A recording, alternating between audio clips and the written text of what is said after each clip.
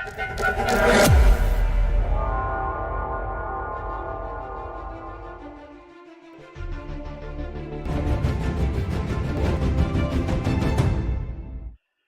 your child over-vaccinated?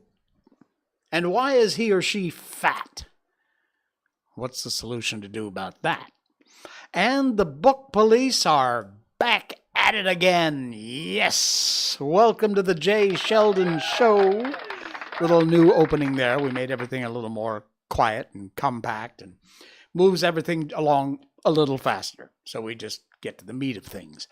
Welcome in. It's a Monday. Mondays suck. We're done with our Monday here in Malaysia. And, I'm telling you. Yeah, it's been one of those. All right, before we get to our Miko update, I want to spend just a few moments because I am in Malaysia. Born and bred in the United States, I moved to Malaysia 20 years ago for all the crazy reasons of love. That may or may not have worked out, but then I fell in love with Malaysia, and so I stayed. It's been over 20 years now that I've been living here in Malaysia. Many of my friends still back in the U.S. I'm in regular contact with them. My family is back there. And Michelle Yeoh has won the Oscar for Best Actress. Just happened 12 or more hours ago. And there she is. And the reason I mention her is because she was born right here in Malaysia. She is a Malaysian.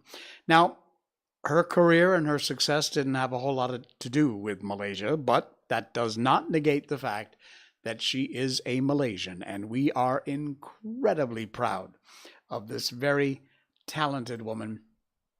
She did an absolutely remarkable job. If you have not seen Everything Everywhere All at Once, you owe it to yourself to watch this film. I can't even begin to describe it. It's just, all I can say is, what a ride. It is a ride. You got to check it out if you haven't seen it yet. But Malaysian-born Michelle Yeoh spent a lot of time in Hong Kong, the U.S., had a brilliant film career from Hidden Dragon, Crouching Tiger, and all kinds of. She was an original James Bond chick, and she's just had a remarkable career.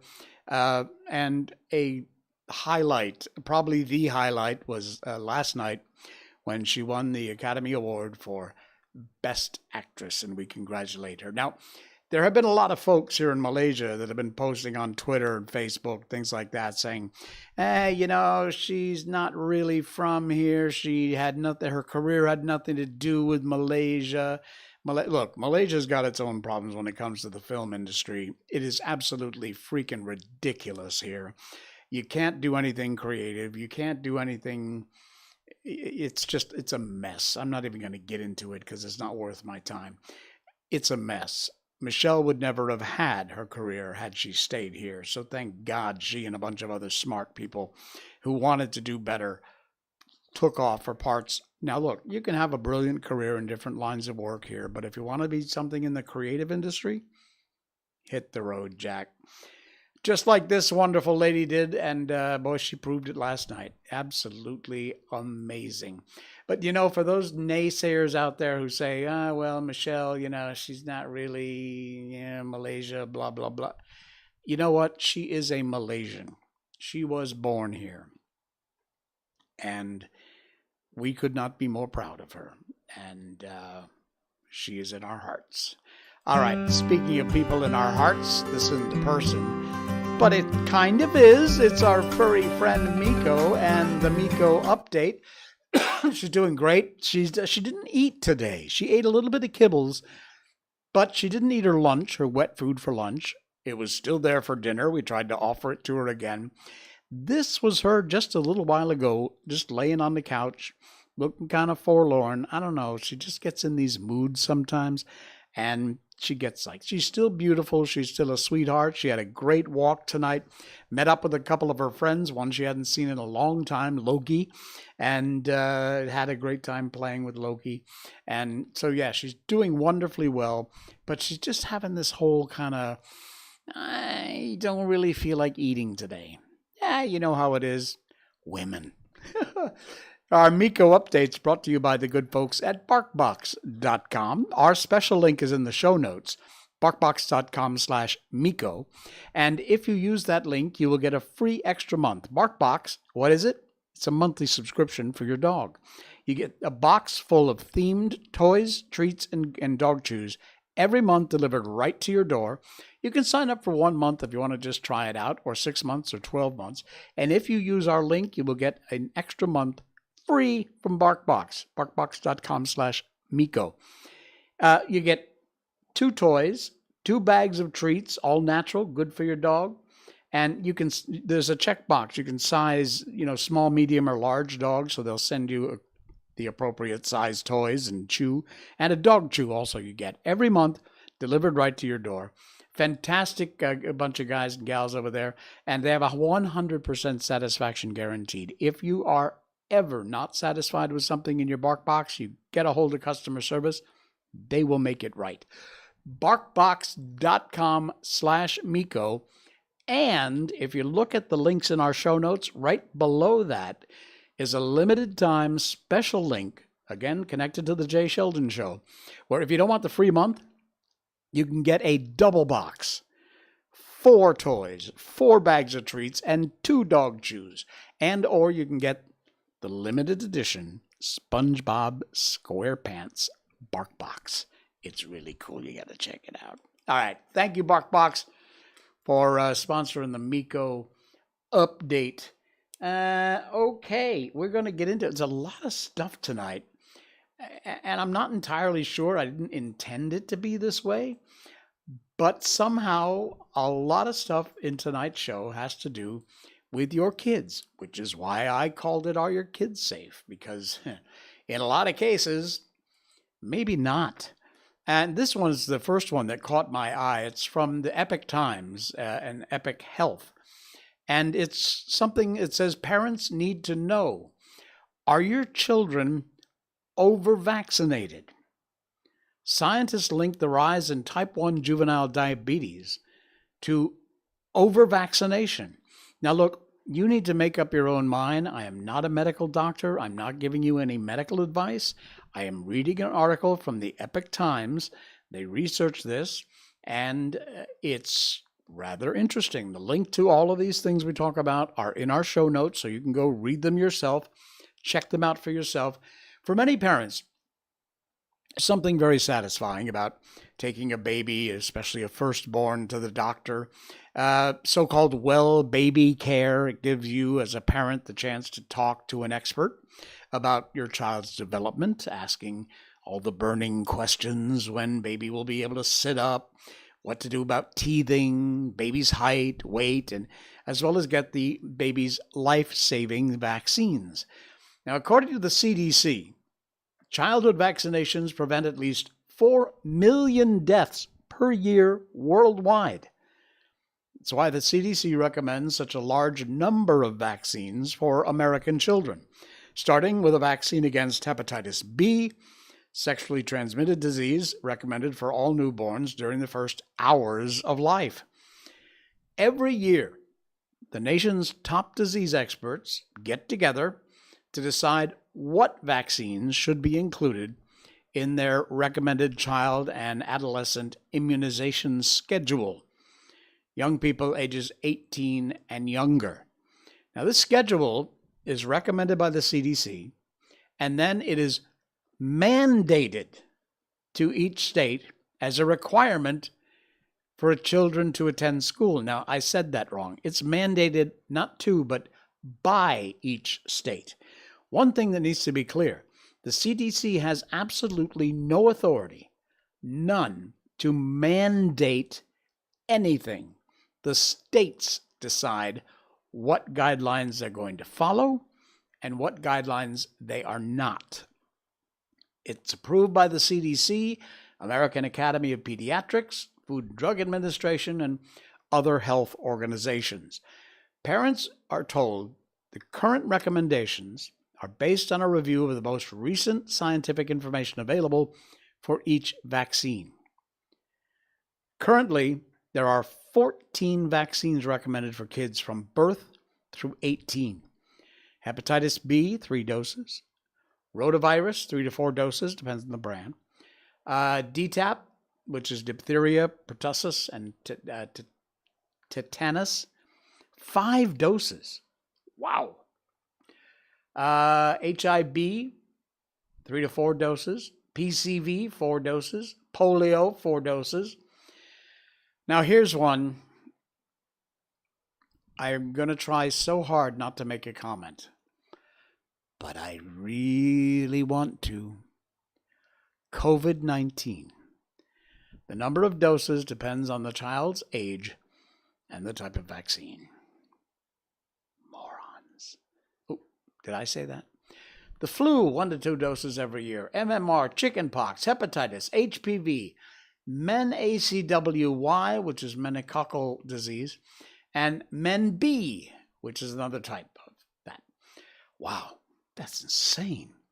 I remember getting one vaccine before I went to school, and it formed this big scab, and I had a big plastic thing over my arm.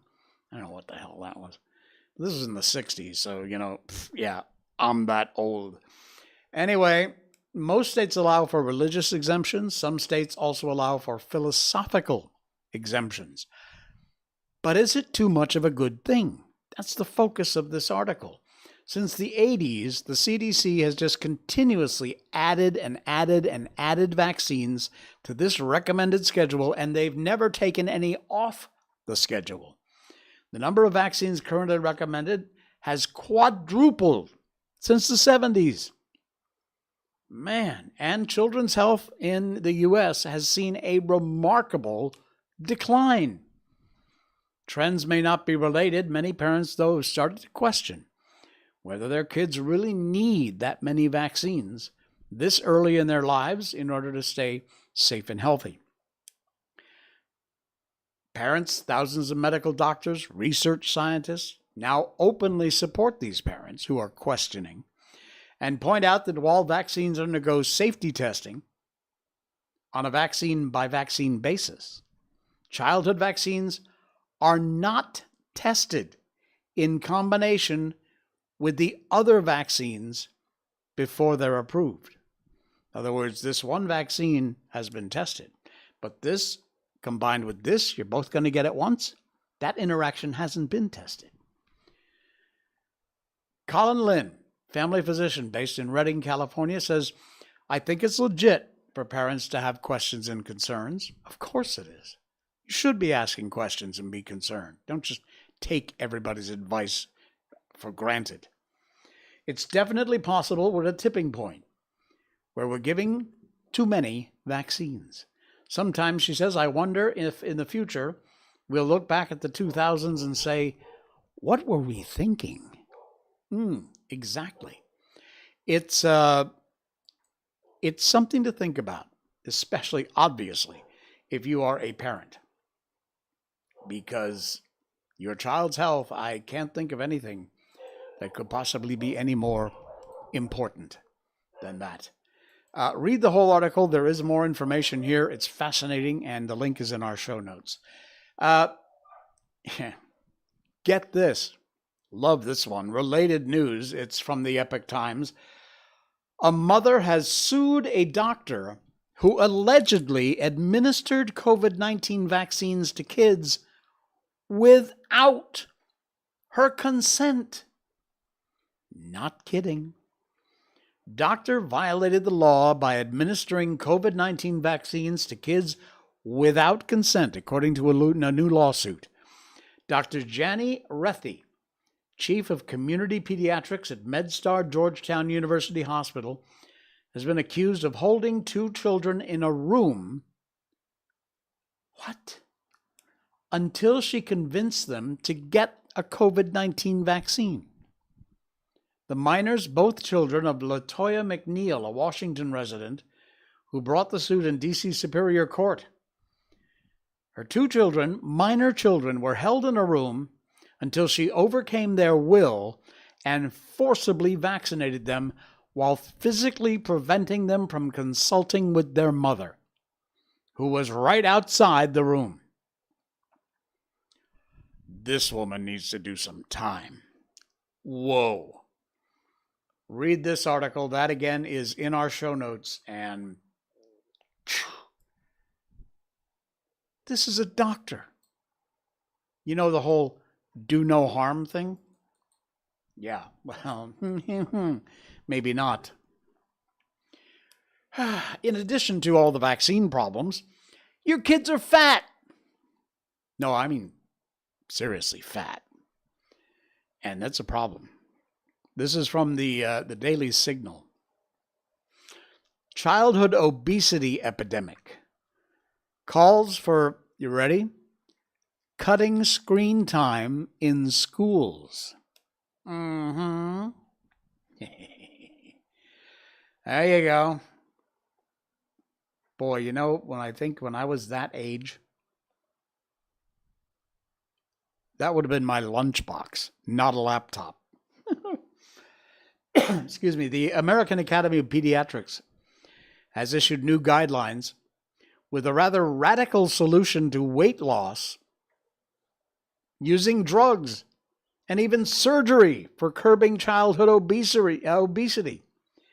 Man, it is worth spending some time talking about the rather obvious but often ignored solution, and that is turning off the screens. Screen time for children skyrocketed during the pandemic. 52%, according to some studies, and closer to 100% for adolescents in particular. And over that same period, children doubled their rate of body mass. The body mass index increase doubled, accelerating an already steep rise in the rate of childhood obesity, which was over 20% before the pandemic. Get your kid off the screen. Get your kid's nose out of their cell phone, if you're in the U.S. Get them outside. Get them running around. Get them involved in sports. Make them move. Make them go. Get their butts up out of whatever they're sitting or laying down on with their handphone in their face or their laptop or their tablet, and kick them outside to go play. Go get dirty. Unbelievable. Limiting the screen time is one of the recommendations on how to take care of the whole problem of child obesity. And I am telling you, it is a problem.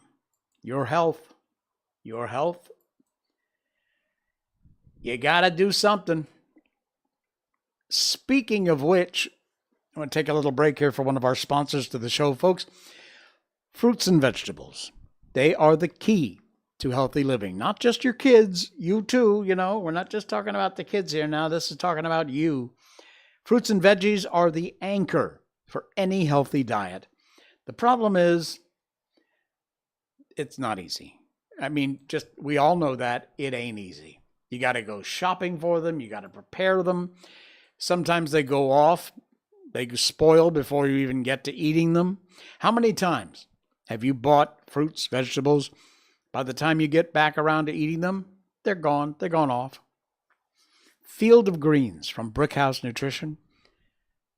That's the way to do it. And it's delicious. It is a science-backed formula of specific, healthy, wholesome fruits and vegetables ground into an amazing tasting powder. You just mix it in your favorite drink. Put it in water if you want. Green tea, orange juice, whatever. Real USDA organic fruits and vegetables. If you look on the back of the package, it doesn't say supplement facts.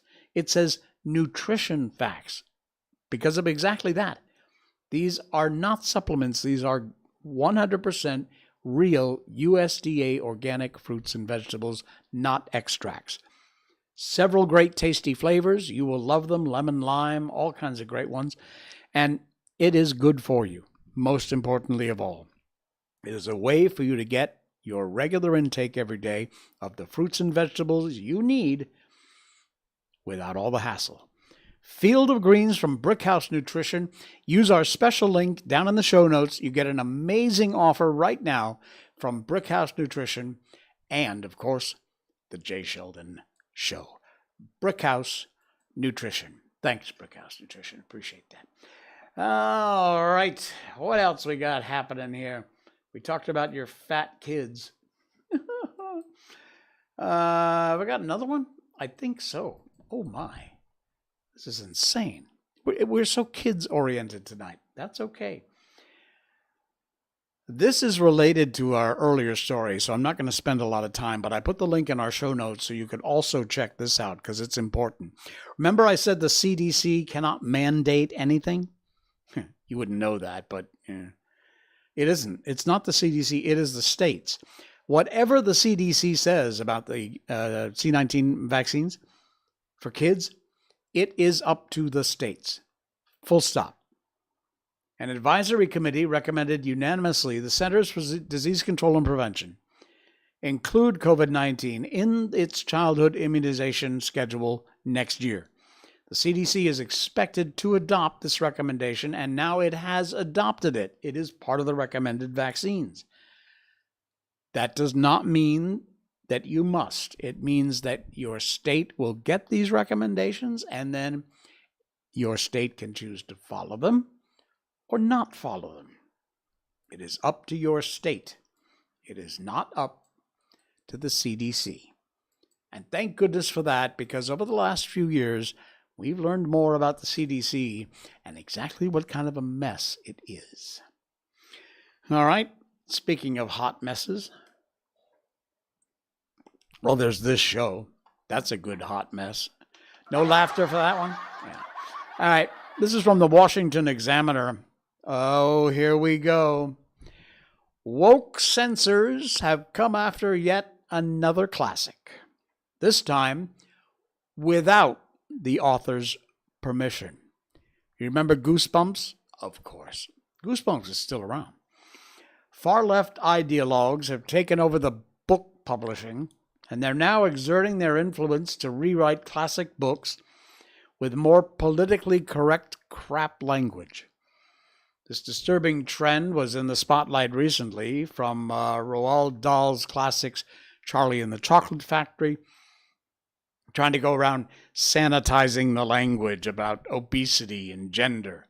Well, they got enough backlash about that, they decided that okay, fine, we'll publish the politically correct ones, and then we'll publish the originals the way it was meant to be read. At least in that case, the changes were made with the blessing of the late author's descendants. But now, here we go again. Publishers allegedly censored a classic in the children's author's works without his knowledge. Goosebumps by R.L. Stine, being targeted by these a-holes. Goosebumps series, hugely popular children's horror series. National Review reports sold millions of copies per month at the peak of its popularity. They're now releasing modified versions as ebooks with edits, and a lot of edits, to at least 12 of the Goosebumps books. Examples of the changes made include replacing descriptions such as plump with cheerful, crazy with silly, nutcase with weirdo, and so on. Scholastic says it made the changes in order to keep the language current and avoid imagery that could negatively impact a young person's mind or view of themselves, with a particular focus on mental health. It was originally reported that Stine, the author, approved the changes, but later he came out and said, not true. He tweeted, "I never changed a word in Goosebumps, and any changes were never shown to me." There you go. These idiots, these Nazi language police morons, sticking their nose back in places it doesn't belong. Stay the hell out of our literature, and especially our kids' literature. Speaking of which, we're going to continue with White Fang coming up in a little bit. All right. Look, I'm a conservative. I'm a right-winger. I'm a Trumper. I'm a Trump supporter. I'm all the stuff that you may or may not hate. I don't give a crap. This is me. This is my show. You want to put your opinions out there? You get your own show. You can. You can do it for free. Just sign up for a Rumble account. Go on YouTube, Facebook, Twitch.tv. I'm on all 4 channels at the same time. And the podcast on Apple, iTunes, and Spotify, and all the other platforms for podcasts. So thank you to everybody who follows us. The little button over there says follow. Please hit that. But I no doubt about it, I have extremely conservative views. But I completely disagree with the thing that hit the news over the last couple of days. This is from Blaze Media. Jane Fonda suggests murdering pro-lifers as a way to push pro-choice agenda, and later says she was joking. Jane Fonda appeared on The View and said as a joke something about murdering pro-lifers. I saw the clip. It was absolutely a joke. They took that and they turned it into this huge controversy. Oh, we're going to file a complaint with the Capitol Police, whoever. She advocates killing people. It was a joke, my friends. Look, I'm not a big Jane Fonda fan when it comes to her political views. I think she's an idiot. She's a traitor. Look her up in the 60s if you want to know what I'm talking about. She's a brilliant actress. Absolutely amazing actress. Love her acting career. Politically, she's an idiot. But when she said that, when she made that comment, it was a joke. And it was obviously a joke. And for the right to take that joke comment and try and turn it into some big thing that it's not is just as bad as the left taking something that Trump or whoever, Matt Gaetz, said as a joke or out of context and turning it into some giant controversy. I'm not above calling out the right when I think they've been stupid. And in this case, I think they're being stupid. Like I said, I was very clear about it. Jane Fonda and I have completely different political views. I think she's a brilliant actress. I've loved all the films she's been in.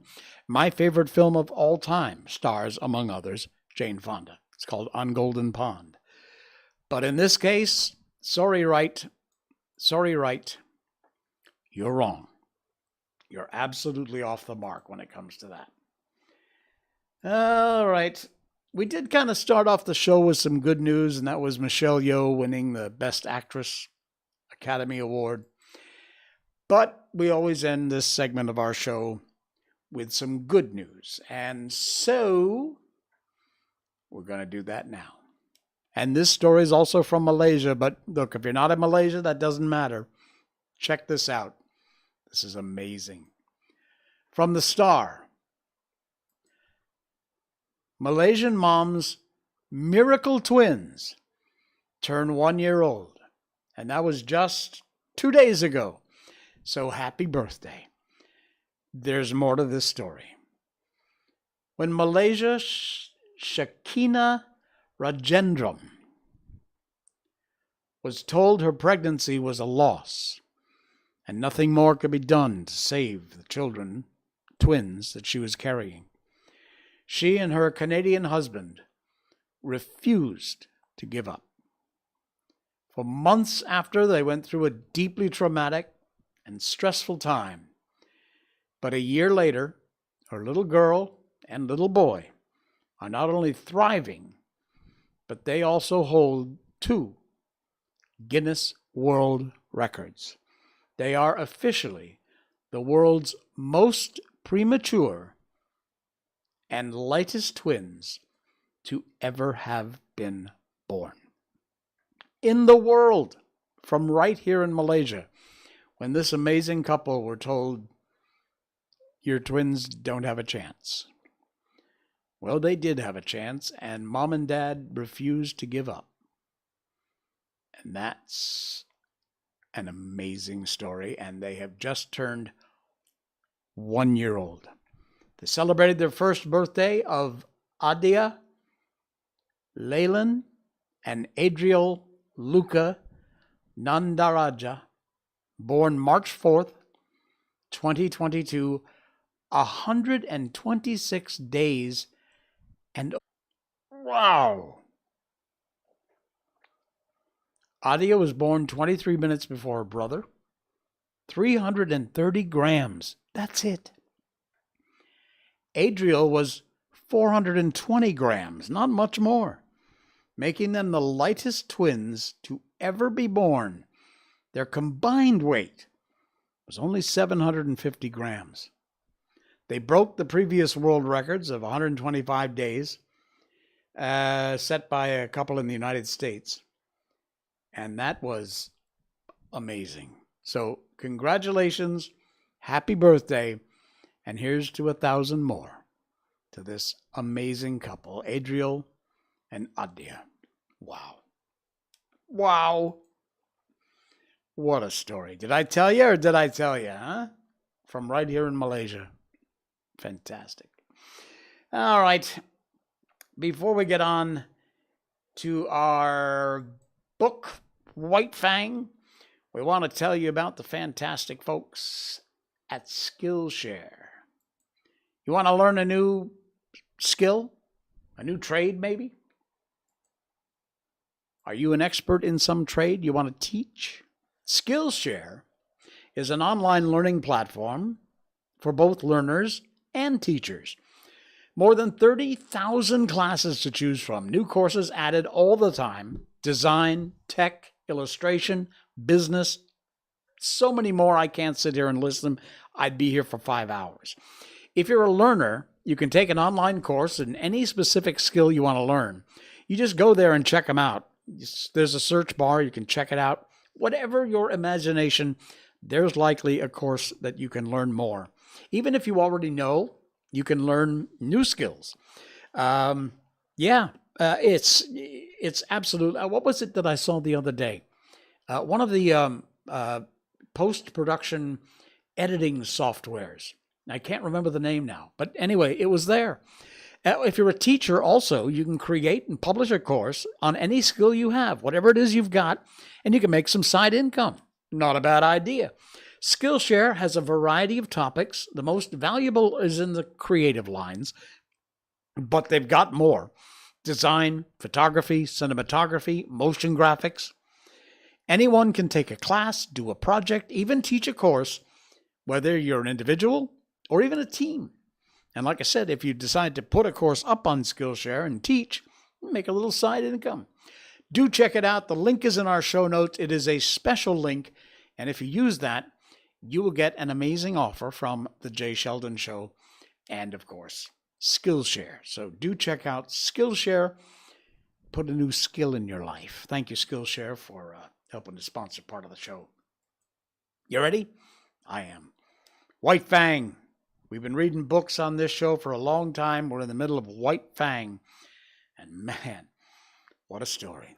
First published in 1906 by Jack London. White Fang had just refound his mom. Well, Kiche's greeting of her grown son was anything but affectionate. But White Fang didn't mind. He'd outgrown his mother. He turned tail philosophically and trotted on up the stream. At the fork, he took the turning to the left, where he found the lair of the lynx with whom his mother and he had fought long before. Here, in the abandoned lair, he settled down and rested for the day. But during the summer, in the last days of the famine, he met Lip Lip, who had likewise taken to the woods, where he'd eked out a miserable existence. When White Fang came upon him unexpectedly, trotting in opposite directions along the base of a high bluff, they rounded a corner of rock and found themselves face to face. They paused with instant alarm, looked at each other suspiciously. White Fang was in splendid condition. His hunting had been good, and for a week he'd eaten his fill. He was even gorged from his latest kill. But in the moment, he looked at Lip Lip. His hair rose on end all along his back. It was an involuntary bristling on his part, the physical state that in the past had always accompanied the mental state produced in him by Lip Lip's bullying and persecution. As in the past, he'd bristled and snarled at the sight of Lip Lip. So now, automatically, he bristled and snarled. He didn't waste any time. The thing was done thoroughly and with dispatch. Lip Lip essayed to back away, but White Fang struck him hard, shoulder to shoulder. Lip Lip was overthrown, rolled upon his back. White Fang's teeth drove into the scrawny throat. There was a death struggle, during which White Fang walked around, stiff-legged, observant. Then he resumed his course, trotted along the base of the bluff. One day, not long after, he came to the edge of the forest, where a narrow stretch of open land sloped down to the Mackenzie. He'd been over this ground before, when it was bare, but now a village occupied it. Still hidden amongst the trees, he paused to study the situation. Sights and sounds and scents, all that were familiar to him. It was the old village, changed to a new place. But sights and sounds and smells were different from those he'd had last when he fled away from it. There was no whimpering, no wailing. Contented sounds saluted his ear. And when he heard the angry voice of a woman, he knew it to be the angry that proceeds from a full stomach. And there was a smell of fish in the air. There was food. The famine was gone. He came out boldly from the forest, trotted into the camp, straight to Gray Beaver's teepee. Gray Beaver wasn't there, but Kluklooch welcomed him with glad cries and the whole of a fresh-caught fish, and he laid down to wait Gray Beaver's coming. Next time, we're going to move on to the next part. It's part 4, chapter 1, The Enemy of His Kind. And that will be coming up in our next stream on Wednesday night. So be sure and check it out. It is Jack London's The Adventure of White Fang. Hey, if you wouldn't mind, just take a second and click that follow button. It's right over here. Lots of you have done that. We really appreciate it. It costs nothing, and it helps the show out tremendously. So thank you so much for that. I will see you again on Wednesday, 10 o'clock Malaysian time. Michelle Yeoh, congratulations again. And thanks, folks. Thanks for popping by and taking part in this silliness we call the Jay Sheldon Show. Good night.